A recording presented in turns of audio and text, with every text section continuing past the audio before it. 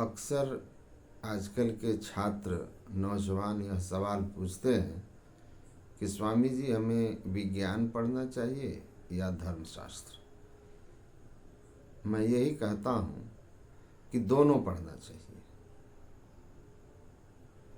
इसलिए कि modern science के आधुनिक विज्ञान के सबसे महान वैज्ञानिक साइंटिस्ट आइंस्टीन कहते हैं, the science has succeeded in denaturing the platinum atom, but it could not denature the human heart's evil। विज्ञान ने प्लूटोनियम एटम को डीनेचर करके, तोड़ करके, उससे नाभिकीय ऊर्जा प्राप्त करके संसार के अनेक सुख सुविधाओं में प्रगति कर दी। लेकिन मनुष्य के हृदय स्थित काम क्रोध आदि विकारों का यह नाश नहीं कर सका और इससे इसका नाश हो भी नहीं सकता। और महापुरुष लोग कहते हैं कि ये जो हृदय स्थित हमारे विकार हैं वो एक एक इतने प्रबल हैं कि गोस्वामी जी ने कहा है, काम बात कफ लोभ अपारा, क्रोध पित्त नित छाती जारा, प्रीति करौ जो तीन भाई, उपजय सन्निपात दुखदाई, एक व्याधि बस नर मरई, ए असाध बहु व्याध, पीड़हि संतत जीव कह, ते किमि लहई समाध। और हमारे तो धर्मशास्त्र में लिखा है, एक काम के लिए कामेन बीजितो ब्रह्मा, कामेन बीजितो हरः, कामेन बीजितो हरिः, सक्रह काम निर्जितः। ये एक काम विकार अकेले ब्रह्मा विष्णु महेश आदि को जीता हुआ है।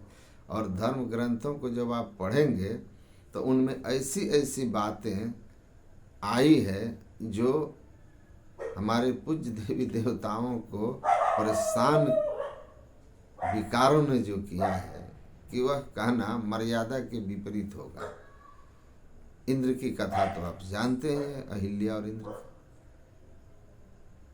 तो महापुरुष लोग समझा के कहते हैं कि हृदय स्थित विकार जब तक आपके अंदर हैं तब तक आप शांति की अनुभूति नहीं कर सकते, आप सुखी नहीं हो सकते। क्योंकि सुख तो वास्तव में मन की शांति की अवस्था है। इसलिए शांति के संबंध में परमाराध्य सद्गुरु महाराज ने कहा, शांति स्थिरता व निश्चलता को कहते हैं। शांति को जो प्राप्त कर लेते हैं संत कहलाते हैं। शांति कहाँ होगी?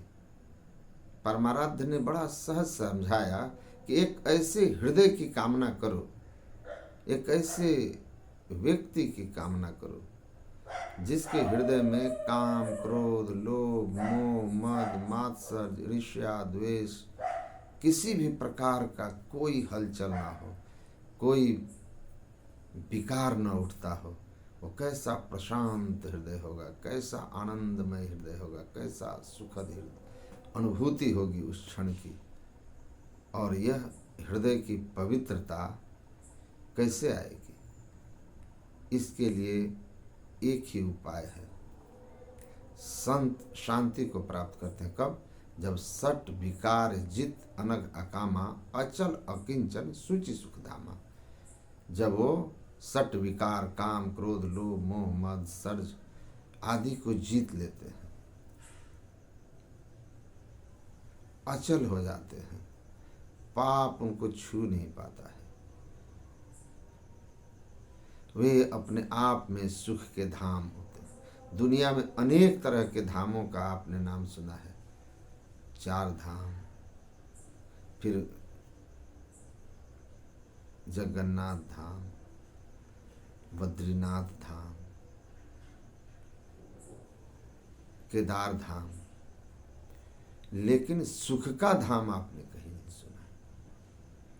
और सुख का धाम कहीं संसार में है भी नहीं।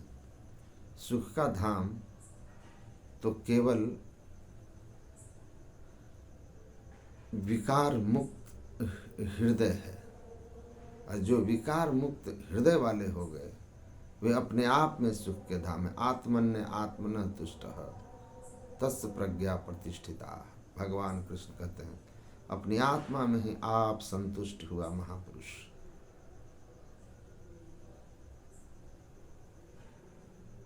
ज्ञान में स्थित परम शांति को प्राप्त करता है। इसलिए अपने हृदय के अंदर के विकारों को धो करके परमात्मा की अनुभूति, निर्मल मन जन सो मोहि पावा, मोहि कपट छल छिद्र न भावा। निर्मल पावन पवित्र हृदय, इसके लिए जरूरी है एकमात्र उपाय प्रेम भगति जल बिनु रघुराई, अभी अंतरमल कबहू न जाई। प्रेम भक्ति रूपी जल से जब तक अपने हृदय को सिंचित नहीं करेंगे तब तक हृदय स्थित विकारों का न नाश होगा और ना ही हम सुख शांति को उपलब्ध हो सकते हैं। बाहरी व्यवस्था, बाहरी सुविधाएं ये हमारे लिए केवल साधन हैं सुख के, लेकिन वास्तविक सुख तो विकार मुक्त हृदय जिसमें परमात्मा की प्रत्यक्षता साधक को होती है, भक्त को होती है, तभी आती है। इसलिए हमें भक्त बनना है, शास्त्र भी पढ़ना है और विज्ञान भी पढ़ना है। विज्ञान हमें जहाँ भौतिक सुख सुविधा और प्रगति समृद्धि देगा, वहीं हमारे आत्मिक पवित्रता और जीवन में सच्ची शांति आनंद अध्यात्म से आएगा, सत्शास्त्रों के ज्ञान से आएगा। तो शास्त्रों को पढ़ना ही नहीं है, उनके अंदर के निहितार्थों को किसी महापुरुष से सीख करके और बैठ करके भक्ति का साधन जप ध्यान आदि भी करना है। जप ध्यान और भक्ति के भी कई भेद हैं, यह भेद बिना गुरु के नहीं जाना जा सकता है। इन सब बातों को क्रम क्रम से आगे मैं आपको सुनाया करूँगा, सुनाऊँगा। आज बस इतना है।